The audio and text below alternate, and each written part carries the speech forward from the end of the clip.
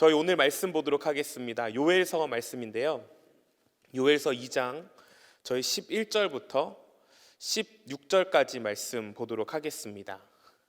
저희 한 목소리로 합독해서 하나 돌려드리겠습니다. 여호와께서 그의 군대 앞에서 소리를 지르시고 그의 진영은 심히 크고 그의 명령을 행하는 자는 강하니 여호와의 날이 크고 심히 두렵도다. 당할 자가 누구랴?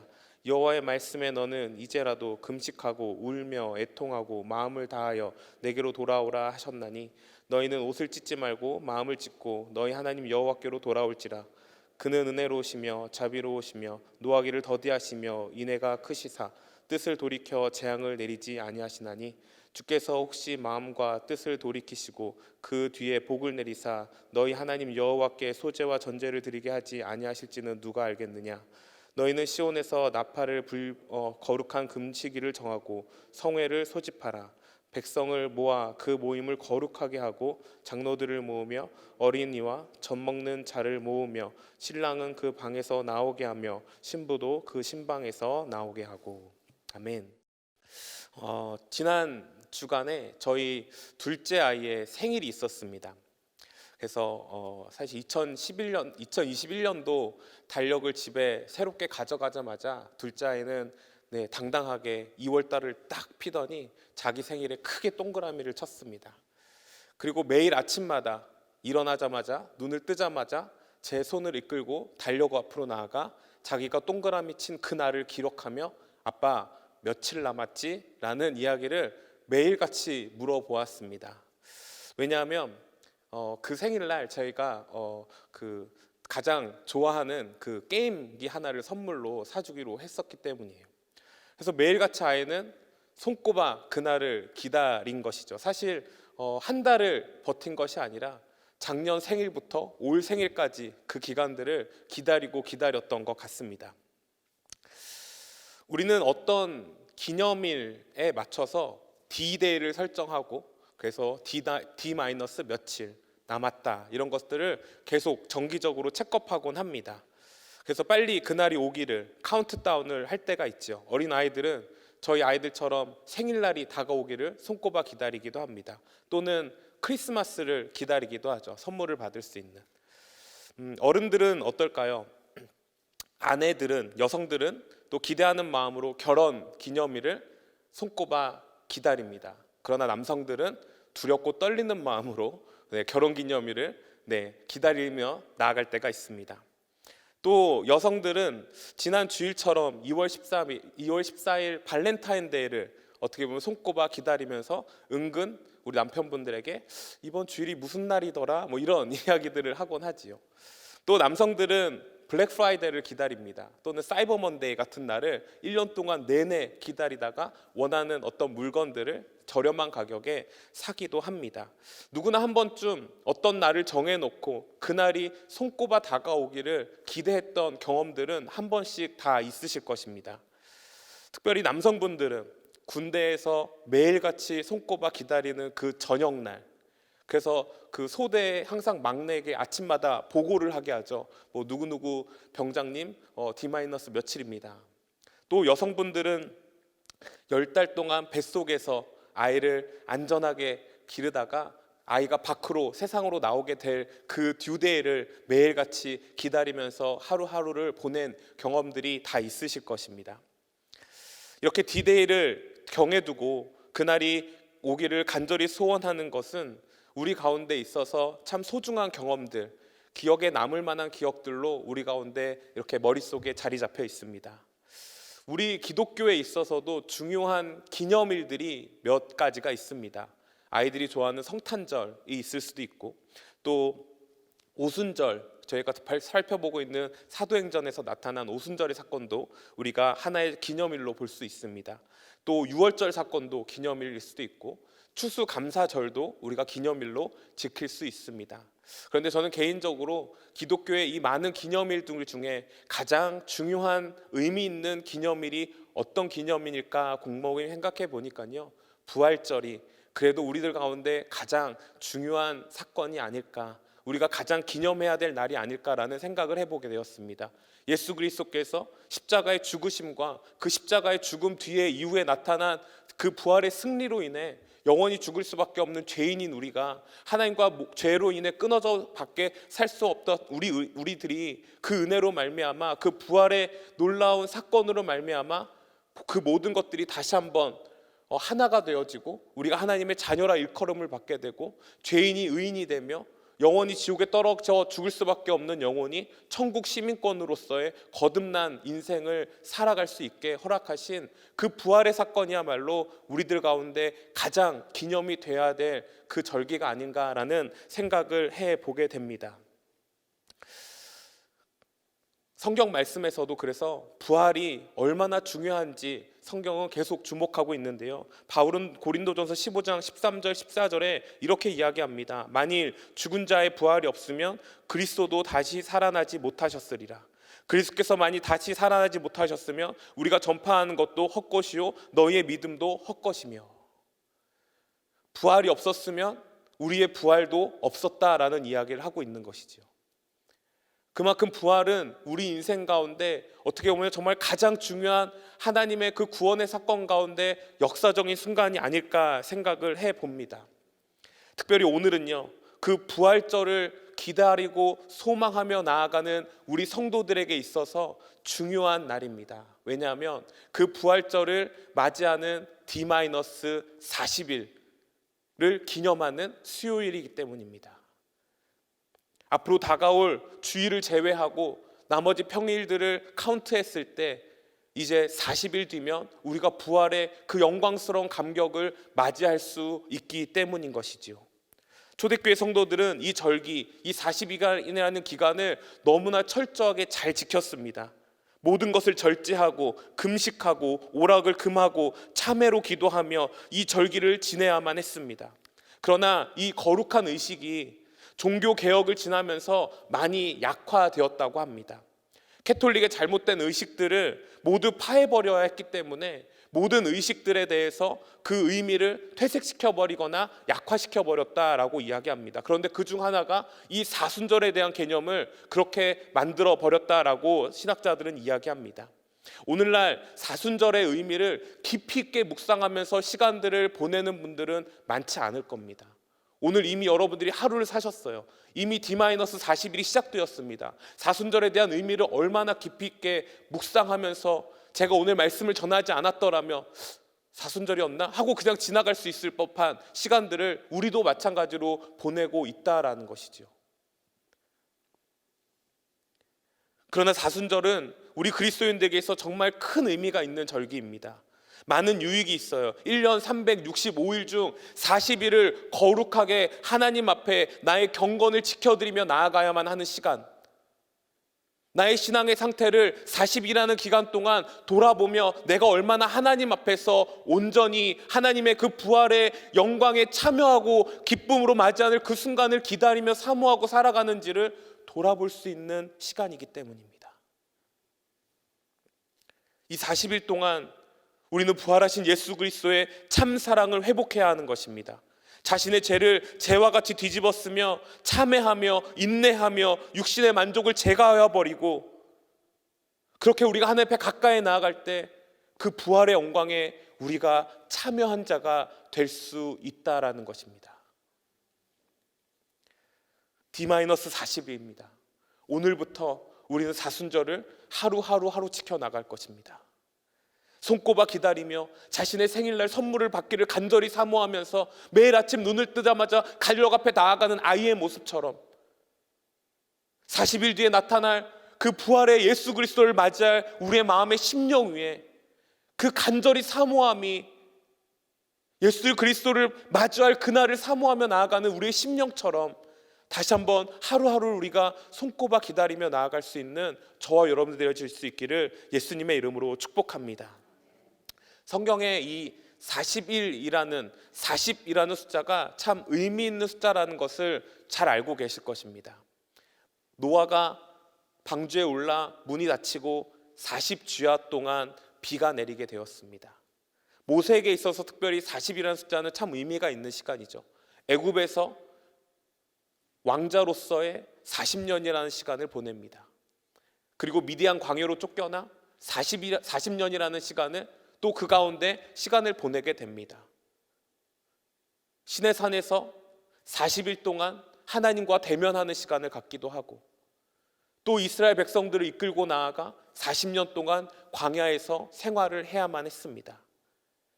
또한 예수님에게도 있어서 이 40이라는 숫자는 참 의미가 있는 시간입니다. 예수님께서 공생애를 시작하기 전 40일 동안 금식하면서 사역을 준비하십니다. 예수님께서 십자가에 죽으신 이후에 40시간 정도의 시간을 그 무덤에 머무르시면서 육체의 죽음을 경험하셔야만 했고, 예수님께서 부활하신 이후에 40일 동안 제자들과 함께 지내면서 승천날을 기다리시면서 지내기도 하셨습니다. 여러분, 우리가 성경에 살펴보는 이 40이라는 숫자를 종합해 보면 과연 어떤 의미가 있을까요? 노아에게 있어서는 비가 그치고 밖으로 나갈 수 있는 그날을 손꼽아 기다린 날, 모세에게 있어서는 이스라엘 백성들을 이끌고 가나안 땅 그 직전까지 가서 그 가나안 땅을 바라볼 수 있는 그 감격의 순간의 날까지, 예수님에게서는 공생애를 마치시고 사역을 시작할 수 있는 그 순간까지,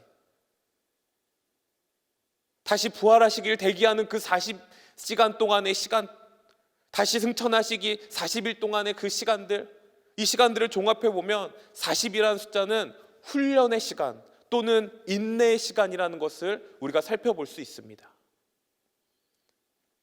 그래서 우리도 40일, D-40일 사순절을 보내고 지켜서 우리가 이 일들을 기념해야 하는 것입니다.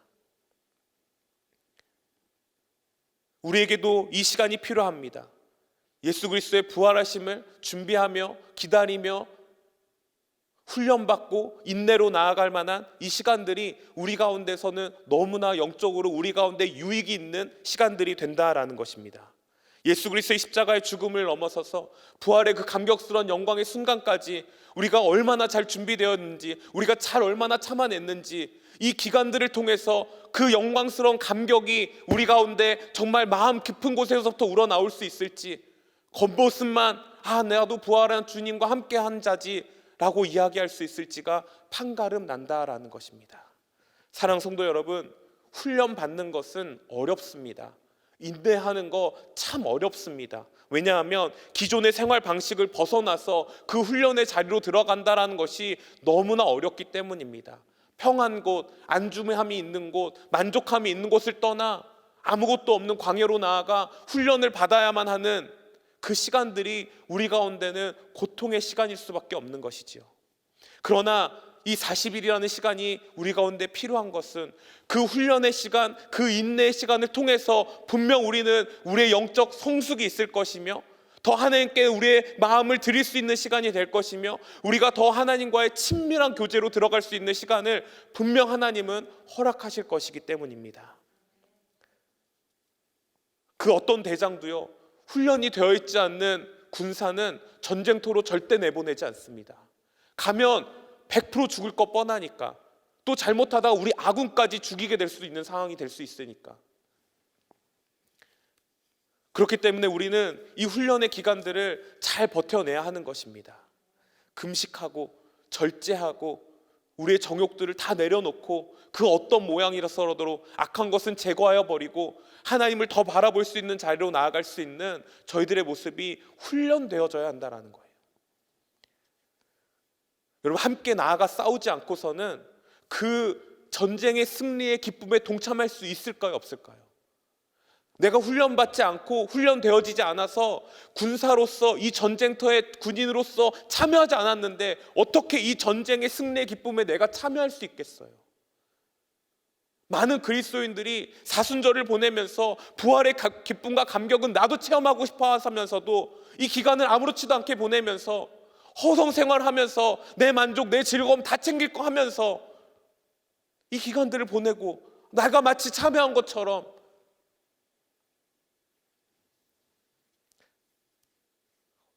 사랑하는 성도 여러분들, 저 여러분들은 올해 시작된 이 사순절, 이 40일이라는 시간 동안만큼이라도 더 하나님께 가까이, 더 하나님께 나의 경건을 올려드리며 그렇게 살아갈 수 있기를 예수님의 이름으로 축복합니다.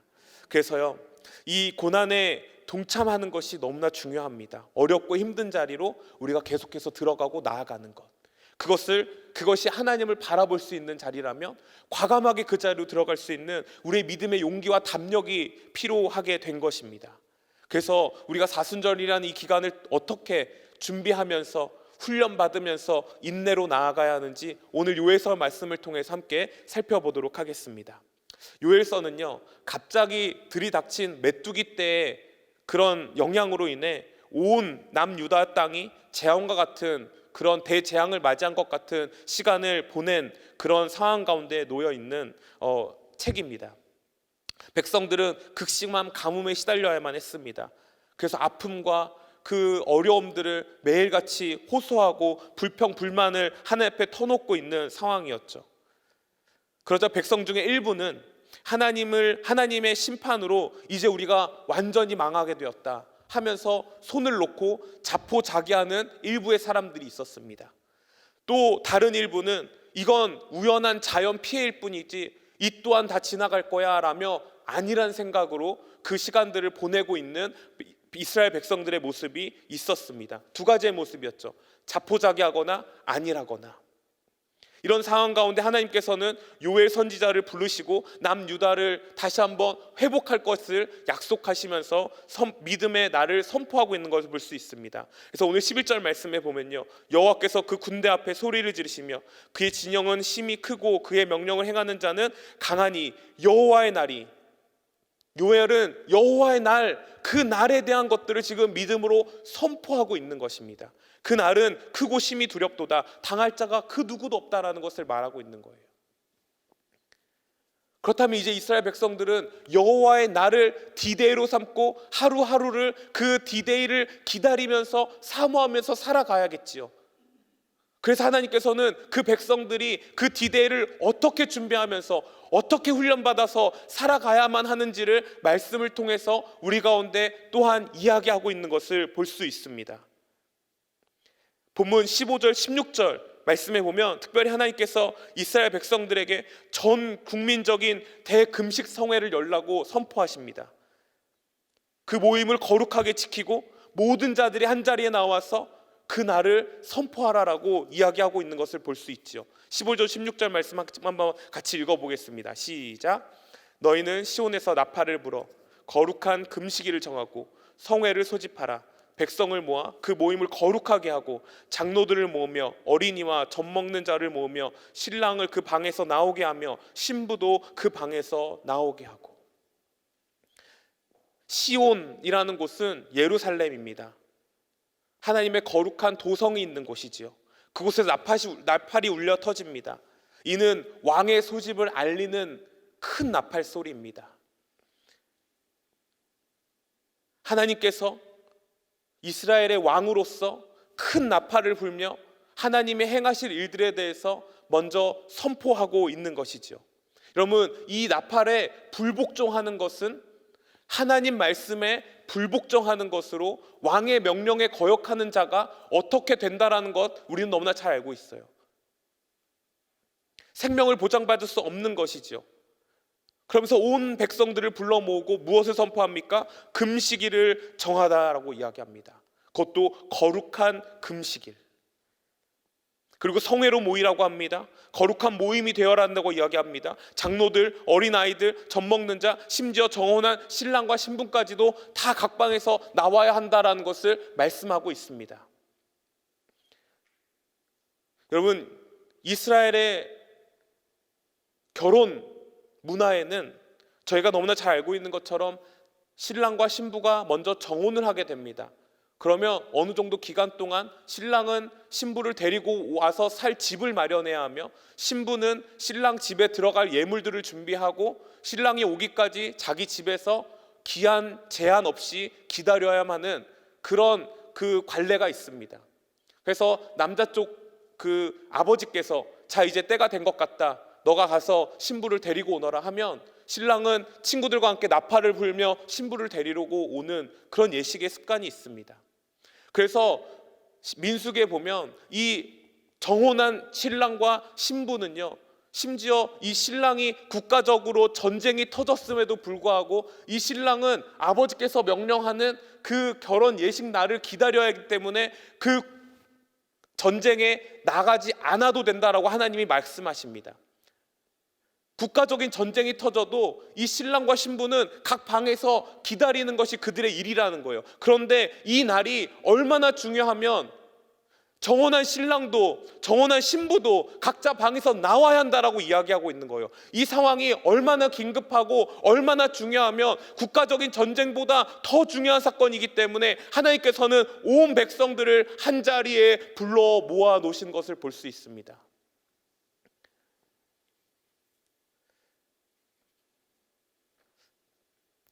우리가 살아가는 지금 이 현 시대를 살펴보면 마치 남유다의 메뚜기 떼가 지나간 것 같은 상황에 놓여 있다라는 마음이 들 때가 있습니다. 정말 예상치 못한 코로나로 힘든 1년이라는 시간을 우리는 보내야만 했습니다. 얼마큼 어려웠고 얼마큼 힘들었는지 말로 헤아릴 수 없는 힘듦과 고통들이, 눈물로 보낸 시간들이 우리의 삶 가운데 놓여져 있을 것입니다. 그런데 남유다 백성들은 그 시간들 가운데 두 분류로 나뉘어져 있었다고 말씀드렸습니다. 하나는 자포자기한 사람들, 하나는 안일하게 그냥 지나가는 사람들. 우리가 살아가는 이 시대 가운데 여러분들은 이 시대를 어떻게 보내고 계신가요? 어떤 분들은 이스라엘의 한 부류처럼 자포자기하면서 될 대로 되라 하면서 살아가시는 것은 아닌지, 또 어떤 분들은 안일하게 그냥 그렇게 살아가면서 지내고 있는 것은 아닌지 우리는 우리 스스로를 돌아볼 수 있어야 할 것입니다. 그러니 하나님께서 온 백성들을 불러 모으시는 거예요. 자포자기하고 안일하고 모든 것이 멈춰져 있는 상황과 같은 이 시대적 상황 가운데 하나님은 우리를 불러 모으고 계신 것입니다. 그러면서 무엇을 말씀하십니까? 나의 말에 귀를 기울이고 나의 나팔 소리에 귀를 기울이며 내가 원하는 금식일을 선포하고 거룩한 성회를 모여라. 하나님이 원하시는 금식으로 나아가라는 것입니다. 하나님이 원하시는 성회, 그 예배의 자리로 우리가 나오라는 것입니다. 그것이 너희가 살 길이라는 것을 분명히 말씀하고 있는 것이에요. 인터넷에서 각자 가정에서 우리가 다 한 번쯤은 예배를 드리면서 내가 어떻게 예배 드리는지 적실하게 내 스스로를 본 경험들이 있으실 거예요. 하나님이 원하시는 예배의 모습, 우리가 거룩한 성회로 모여서 온전한 예배의 회복을 꿈꾸며 다시 한번 있을 우리 가운데 다가올 그 여호와의 날을 선포하며 그 날을 준비하고 훈련하고 나아가야 하는 것, 그것이 바로 사순절을 보내는 저희들의 삶의 모습과 마음가짐이 되어야 될 줄 믿습니다. 다시 한번 거룩한 성회로 모이고 다시 한번 그 거룩한 금식일을 선포하며 내 스스로 금식을 그 어떤 모양이라도 내가 가장 사랑하는 것 내려놓고 내가 하나님보다 더 좋아하는 것 내려놓고 그 자리에서 온전히 딱 끊어내고 하나님 앞에 내 삶을 드릴 수 있는 자리, 그 자리로 나아가는 것이 훈련의 자리라는 것을 우리는 기억할 수 있어야 한다라는 것입니다. 이 사순절의 시작을 할 때 우리는 대부분 재수요일이라고 부르기도 합니다. 전통적으로 이날에 초대교회에서는 특별한 예식을 갖습니다. 여전히 캐톨릭이나 의식을 중요시하는 여러 교회에서는 이 예식을 여전히 행하고 있습니다. 그것은 주의 종들이 성도님들에게 다 같이 나와서 한 분 한 분에게 나무를 태우고 난 그 남은 잿가루를 가지고 이마에 십자가 표식을 그려주는 일입니다. 그런 예식을 하는 교회가 여전히 있어요. 그러면서 그 주의 종들이 십자가를 이마에 바른 성도들을 향해서 이렇게 메시지를 선포합니다. 당신은 흙으로 돌아왔으니 흙으로 왔으니 흙으로 돌아갈 것을 기억하십시오. 당신은 흙으로 왔으니 흙으로 돌아갈 것을 기억하십시오. 우리의 인생이 한 줌의 죄로 끝날 수 있다는 것을 기억하라라는 것입니다. 그러나 그 죄가 우리 이마에 십자가로 그려진 상황 가운데 우리가 나아간다면 우리는 우리를 만드신 흙으로 우리를 창조하신 여호와 하나님 앞에 우리가 다시 한번 가게 될 것을 기억하라라는 것입니다. 한 줌의 줌이 되어서 세상 가운데 뿌려질 사람들이 아니라는 것을 우리 가운데 인식하며 살아가라라는 것입니다. 언젠간 우리가 하나님 앞에 서게 될 것을 기억하라라는 것이지요. 그렇게 바울은요, 정욕을 따라가는 인생들을 향해서 한 줌의 재로 흩어져 버릴 수밖에 없는 인생들을 향해서 이렇게 경고합니다. 갈라디아서 5장 19절부터 21절 말씀인데요, 육체의 일은 분명하니 곧 음행과 더러운 것과 호색과 우상숭배와 주술과 원수 맺는 것과 분쟁과 시기와 분냄과 당짓는 것과 분열함과 이단과 투기와 술취함과 방탕함과 또 그와 같은 것들이라. 전에 너에게 경계한 것 같이 경계할 것 같이 또 같이 경계하노니 이런 일을 하는 자들은 하나님의 나라를 유업으로 받지 못할 것이요, 하나님의 나라를 유업을 기업으로 받지 못할 거라는 거예요. 이 얼마나 슬픈 현실입니까? 나의 육신이 이제 예수 그리스도의 십자가 앞에 온전히 죽어도 나는 나를 만드신 여호와 하나님 앞에 다시 돌아가게 될 것을 우리가 이 시간 믿음으로 선포하면서 그러면 어떤 모습으로 돌아갈 것인가? 갈라디아서에서 바울이 경고하는 인생의 허무함밖에 없는 그런 인생을 위해서 내 목숨을 걸고 있는 건 아닌가? 우리 스스로를 이 시간 돌아볼 수 있어야 한다라는 것입니다. 나의 삶이 십자가 앞에 놓여 있습니다. 십자가 앞에 나는 죽고 나는 예수로 살아갑니다. 코람데오, 하나님 앞에서 온전한 삶을 살아낼 수 있는 저와 여러분들이 될 수 있기를 예수님의 이름으로 축복합니다. 그렇게 성회로 모여서 십자가 앞에 내 앞에 서서 너희는 나를 향해 예배하며 나아갈 것을 먼저 선포하고 있는 것을 볼 수 있습니다. 또 그 다음에 어떤 일들을 하라고 명령하고 있습니까? 12절 13절 말씀인데요, 한번 같이 읽어보도록 하겠습니다. 여호와의 말씀에 너희는 이제라도 금식하고 울며 애통하고 마음을 다하여 내게로 돌아오라 하셨나니 너희는 옷을 찢지 말고 마음을 찢고 너희 하나님 여호와께로 돌아올지라. 그는 은혜로우시며 자비로우시며 노하기를 더디하시며 인내가 크시사 뜻을 돌이켜 재앙을 내리지 아니하시리라. 우리가 언젠가 하나님 앞에 설 때 하나님이 혹여나 내가 너를 모르겠다라는 평으로 우리의 인생이 마감되면 얼마나 슬프겠어요. 그 재앙을 우리가 누린다면 얼마나 슬프겠어요. 부활하신 예수 그리스도를 우리가 감격적으로 만나는 그 순간까지 우리의 신앙의 경주를 달려가야 하는데, 그 순간에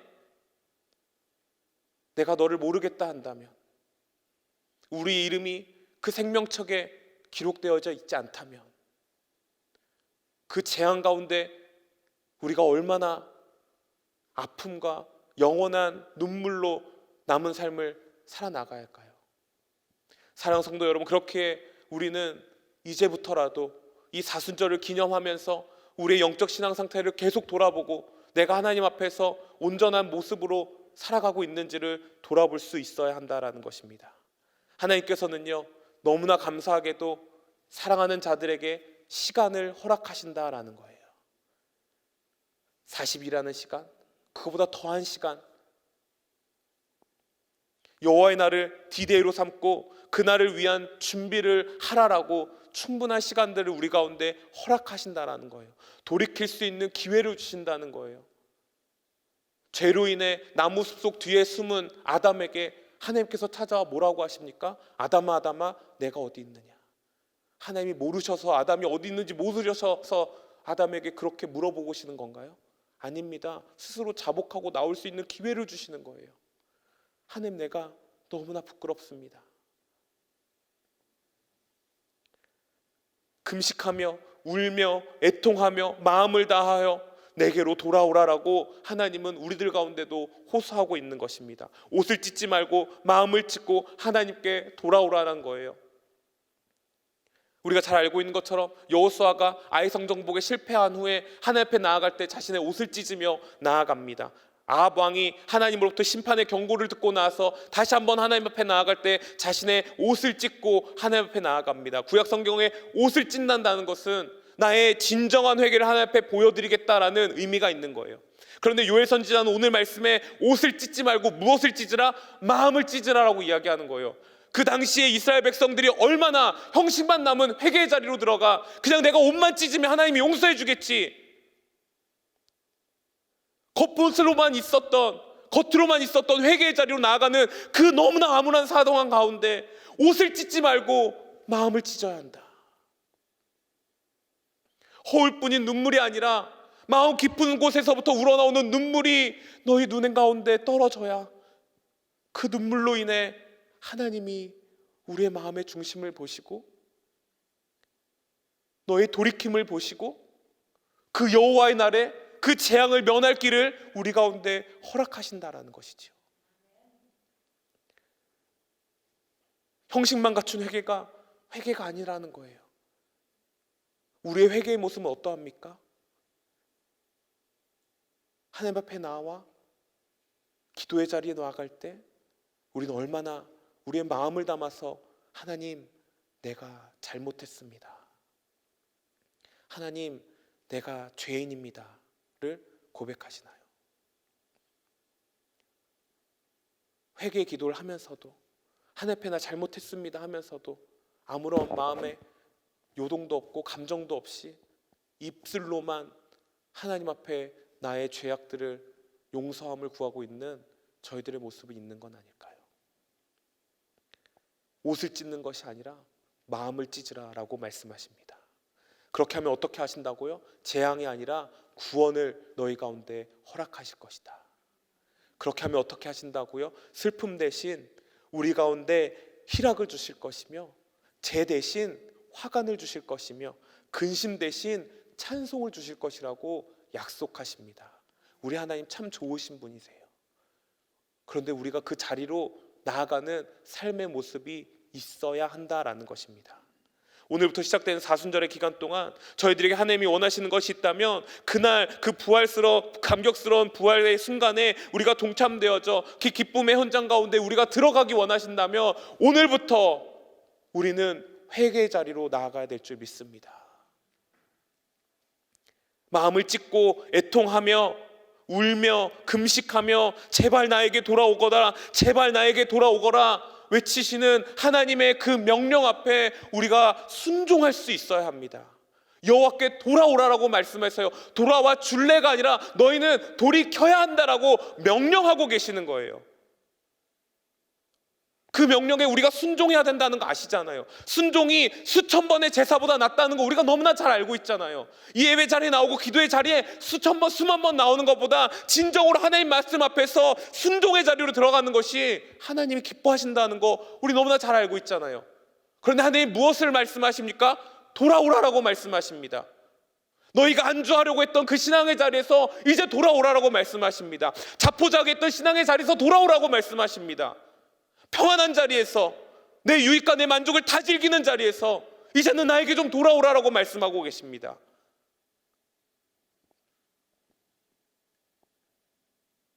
이 간절한 하나님의 호소가 저 여러분들 마음 가운데 울려지기를 예수님의 이름으로 축복합니다. 우리는 돌아가야 합니다. 방황하던 우리의 신앙의 모습 가운데 우리는 돌아가야 합니다. 우리는 돌아가야 합니다. 멈춰있던 우리의 신앙의 모습 가운데 우리는 돌이킴이 필요합니다. 우리는 다시 참여하는 심정을 가지고 나의 더러운 죄악들을 하나님 앞에 철저하게 낱낱하게 고백하며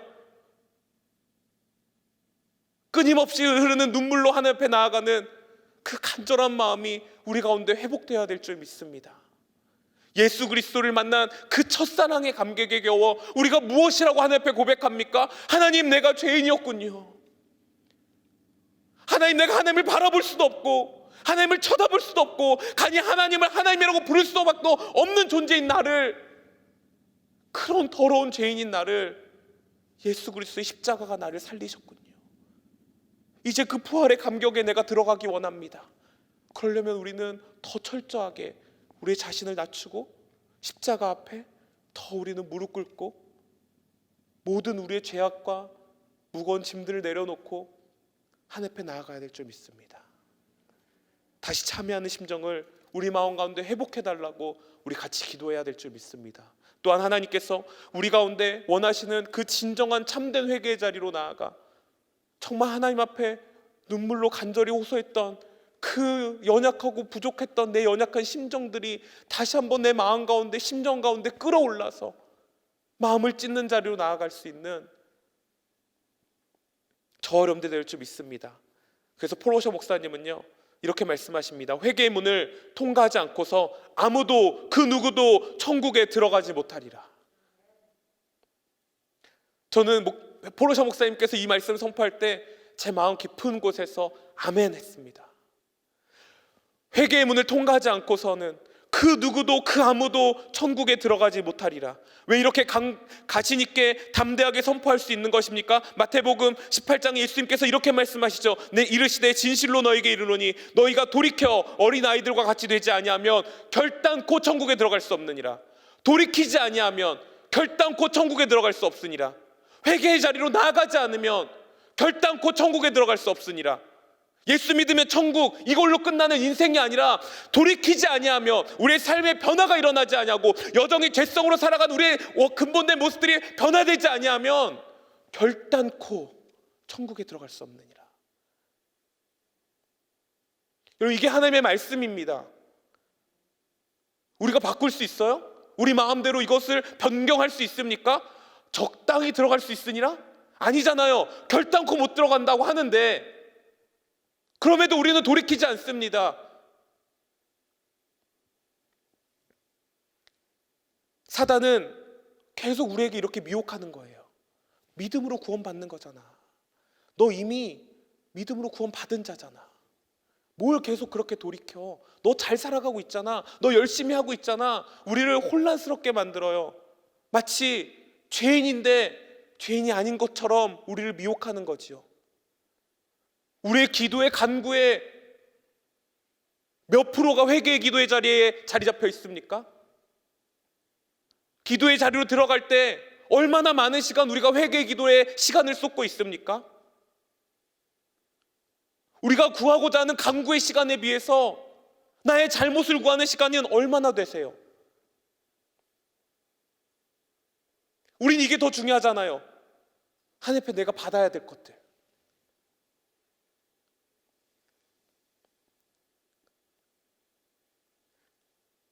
침례 요한이 예수님의 길을 예비하시면서, 준비하시면서, 훈련하시면서 외친 선포의 말씀이 무엇입니까? 회개하라, 천국이 가까웠느니라. 우리가 너무나 잘 알고 있는 메시지잖아요. 부활의 예수님을 우리가 기다리고 나아가는 심정 가운데 우리가 우리 자신의 삶 가운데 믿음으로 선포해야 될 것이 무엇입니까? 회개하라, 천국이 가까웠다. 그러면서 율법을 지키며 자신들은 이미 구원받았다고 착각하는 유대인들을 향해서 무엇이라고 선포합니까? 이 독사의 자식들아, 누가 너희에게 일러 장차 올 진로를 피하라 하더라 하니. 그러므로 회개에 합당한 열매를 맺으라라고 이야기합니다. 예수님께서도 공생의 일을 끝나시고 그 사역의 첫 시작에 가장 중요한 순간에 첫 던진 멘트가 무엇입니까? 이르시되 때가 찼고 하나님 나라가 가까웠으니 회개하고 복음을 믿으라 하시니라. 제수일에 그 예식에 있어서 너는 흙으로 왔으니 흙으로 돌아갈 것이라는 믿음의 선포를 하신 후에 주의 종들이 무엇을 다시 한번 선포하게 하냐면 회개하고 복음을 받아들여라. 제수일이 시작되었습니다. 사순절은 우리가 이미 시작되어서 시간들을 우리는 이제 보내게 될 것입니다. 이 첫 시작의 날에 너희는 흙으로 왔으니 흙으로 돌아갈 것이니라. 회개하고 복음을 받아들여라. 이 메시지가 다시 한번 저희들의 삶 가운데 선포되어질 수 있기를 예수님의 이름으로 축복합니다. 그렇기 때문에요, 바울은요, 하나님 앞에 무엇을 고백하냐면 하나님 뜻대로 근심한, 후회할 것이 없는 구원에 이르게 하는 회개를 이루는 것이요, 하나님의 뜻대로 하는 근심은 후회할 것이 없는 구원에 이르게 하는 회개를 이루는 것이요. 누가는 무엇이라고 선포합니까? 하나님께서 이방인들에게도 생명을 얻는 회개를 주셨느니라. 베드로는 또 무엇을 고백합니까? 주께서 너희에 대하여 오래 참으사 아무도 멸망하지 아니하고 다 회개에 이르기를 원하시느니라. 여러분, 사도 누가도, 베드로도, 바울도 회개가 우리 가운데 있어서 얼마나 큰 유익이 되는지를 선포하고 있는 걸 볼 수 있습니다. 회개하면 생명을 얻는다고 말하고 있습니다.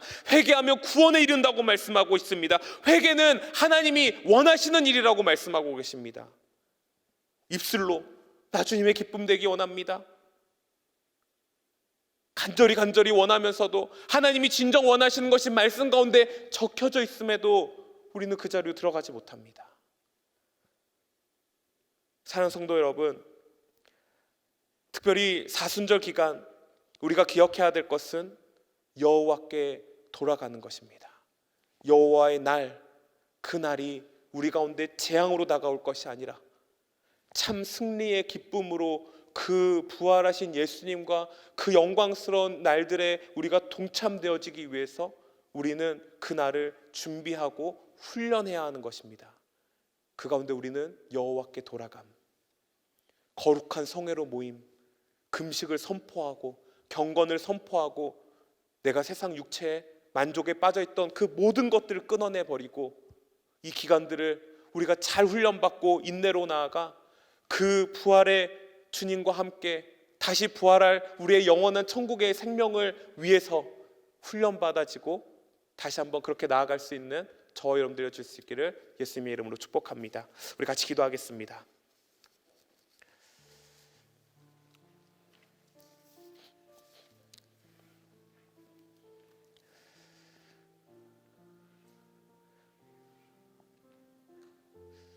부활절을 기다리는 40일이 시작되었습니다. 이 기간들을 어떻게 준비하고 어떻게 훈련을 받고 어떻게 보내느냐에 따라서 우리가 맞이할 영광스러운 예수 그리스도가 우리를 참 사랑으로 끌어안아 주실지, 나는 너를 모른다 라고 이야기하실지가 판가름 나게 될 것입니다. 남은 우리의 일생이 그럴 것 같습니다. 하나님, 우리가 이 시간 간절한 마음으로 기도할 때 이제 사순절을 시작하는 이 수요 저녁 이 첫 시간에 하나님, 내가 결단합니다. 나의 죄악들을 끊어내게 하여 주시옵소서. 다시 한번 나의 마음 가운데 깊이 우러나는 회개의 자리, 그 눈물이 회복되게 하여 주시옵소서. 하나님 앞에 거룩하고 떳떳하게 살아갔던 나의 모습, 교만하고 거짓 많은 나의 모습, 아버지 이기적이고 다른 사람을 시기하고 질투하고 정죄했던 나의 모습들이 하나님 깨닫게 되게 하여 주셔서 진정한 회개, 옷을 찢는 회개가 아니라 마음을 찢는 회개가 우리 가운데 나타나게 하여 주시옵소서. 결단하게 하여 주시옵시고 금식으로 모이게 하여 주시옵시고 예배가 회복되게 하여 주셔서 그 거룩한 성회 앞에 하나님이 기뻐하시는 온 백성들이 나와 하나님의 날을 맞이할 그 영광스러운 순간을 기다리며 나아가는 하나님 저희들이 되게 하여 주시옵소서. 자포자기하는 신앙이 우리 가운데 있었습니까? 안일한 모습이 우리 가운데 있었습니까? 코로나로 인해 그저 그렇게 살아가는 우리의 모습들이, 적당히 세상에 섞여 살아가던 우리의 모습들이 있다면 하나님이 시작 우리가 내려놓고 다시 한번 하나님 앞에 돌아가길 원합니다. 여호와께 돌아오라고 명령하신 그 명령 앞에 우리가 순종하며 나아가기 원합니다. 우리 시간 주님 이름 3번 부르고 우리 간절한 마음으로 오늘의 말씀 붙잡고 우리 사순절 이 하루를 하나님 앞에 온전히 드리며 나아가기 원합니다. 주여, 주여, 주여. 하나님 감사합니다. 하나님 감사합니다. 사순절을 시작하는 이 시작점의 앞에 우리가 말씀으로 인해 우리의 신앙을 점검해보고 이제 우리가 그 영광스러운 부활의 주님을 맞이할 그 순간까지 우리의 삶을 어떻게 준비하고 훈련하며 인내로 나아가야 되는지를 배우게 되었습니다. 특별히 메마른 우리 눈물을 회복시켜 주시옵소서. 나의 입술에 더러움을 묻힌 채 죄악 가득한 나의 모습으로 살아가는 나의 모습이 깨닫게 되게 하여 주시옵소서. 마음을 찢는 회개가 우리 가운데 울며 통곡하며 나아가는 하나님 앞에 드리는 회개의 기도가 회복되게 하여 주시옵시고, 특별히 거룩한 성회로 모여 금식을 선포하며 세상의 자랑과 세상의 만족을 추구하던 나의 모든 마음들을 끊어버리고 절제하고 제거해버리고 과감한 금식으로 주 앞에 나아가는 저희들의 모습이 되어줄 수 있도록 주님 도와주시옵소서. 주님께서 이 시작을 거룩하고 복되게 시작하게 하셨사오니 이제는 우리가 40일이라는 기간이 아니라 예수 그리스도 다시 오실 그날까지, 우리가 천국에서 주님을 만나는 그날까지 최선을 다하며 이 광야의 훈련 기간들을 잘 믿음으로 걸어 나갈 수 있도록 주님 도와주시옵소서. 감사드리며 예수님의 이름으로 기도합니다. 아멘.